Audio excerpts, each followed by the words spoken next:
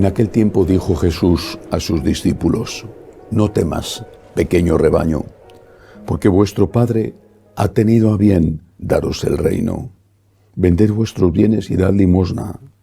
Haceos bolsas que no se estropeen y un tesoro inagotable en el cielo, a donde no se acercan los ladrones ni roe la polilla, porque donde está vuestro tesoro, allí está vuestro corazón.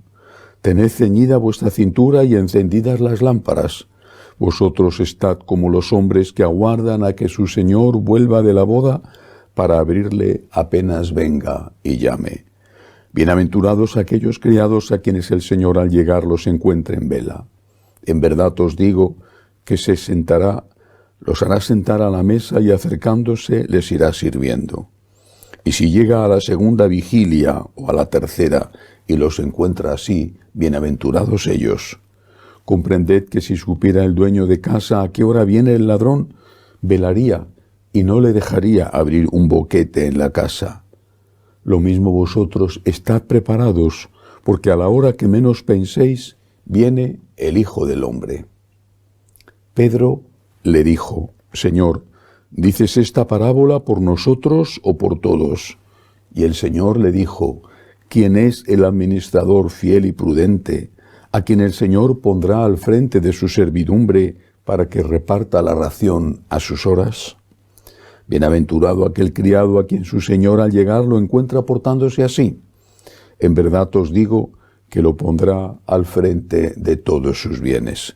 Pero si aquel criado dijere para sus adentros: mi Señor tarda en llegar, y empieza a pegarles a los criados y criadas, a comer y beber, emborrachándose, vendrá el Señor de ese criado el día que no espera y a la hora que no sabe, y lo castigará con rigor, y le hará compartir la suerte de los que no son fieles. El criado que, conociendo la voluntad de su Señor, no se prepara ni obra de acuerdo con su voluntad, recibirá muchos azotes, pero el que sin conocerla ha hecho algo digno de azotes, recibirá menos. Al que mucho se le dio, mucho se le reclamará. Al que mucho se le confió, más aún se le pedirá. Palabra del Señor. Gloria a ti, Señor Jesús.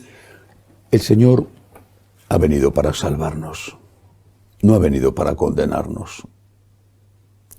No envió Dios a su Hijo al mundo, a su Hijo Jesús, Dios como el Padre y como el Espíritu Santo. No envió a su Hijo al mundo para condenar al mundo, sino para salvarlo.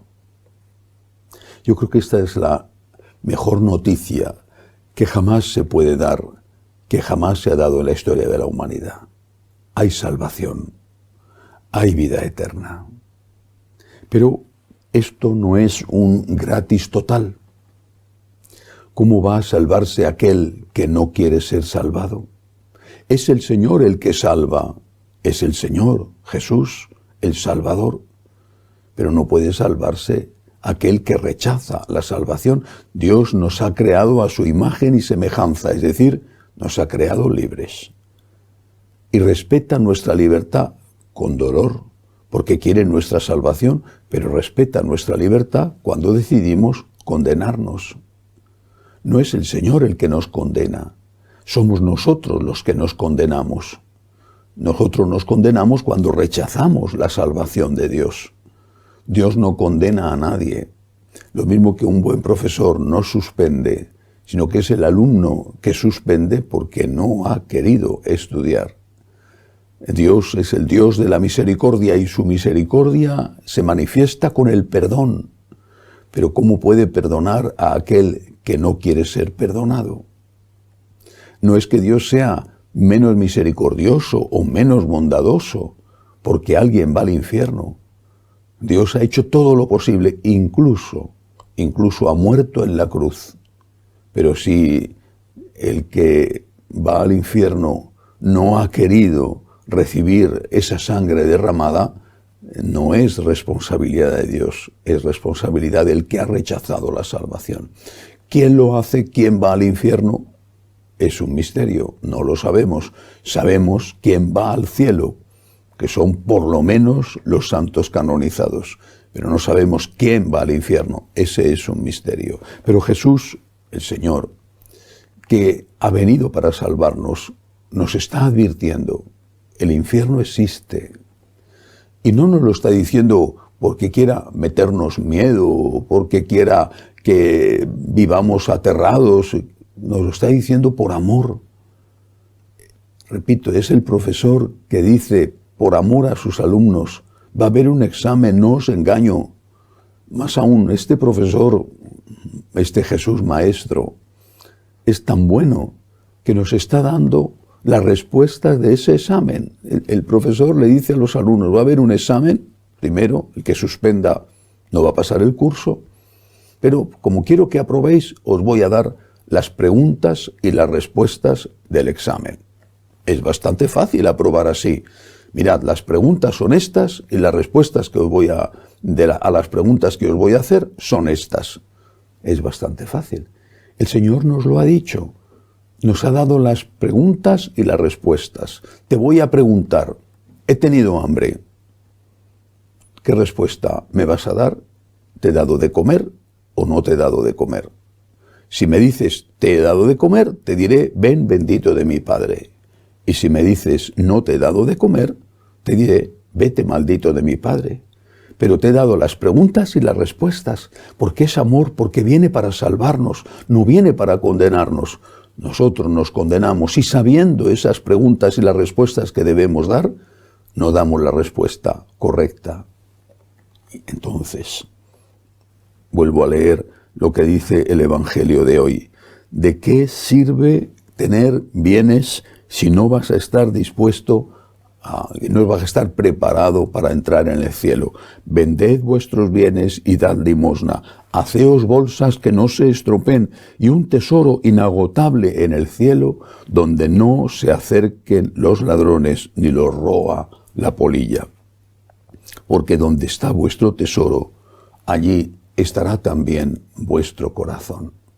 ¿Dónde está mi tesoro? ¿Mi tesoro está en los bienes o mi tesoro está en Cristo?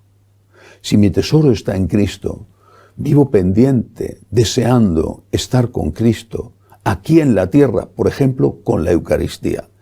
Si mi tesoro está en Cristo, un día sin Eucaristía es un día perdido, aunque en algunos casos se pueda sustituir por la comunión espiritual, que es un paliativo, aunque no sea ni mucho menos lo mismo. Pero un día sin estar con Cristo, sin la oración, sin la comunión, un día sin estar con María, sin el rosario, es un día perdido. Mi tesoro es Cristo. Ahora, si mi tesoro es Cristo, yo no quiero estar con Cristo solo aquí. Creo en la vida eterna y por lo tanto quiero estar con Cristo aquí, ahora, cada minuto y después en lo más importante, que es nada menos que la eternidad, porque esto es tan poca cosa, es un tiempo tan breve que lo que importa es lo que hay más allá.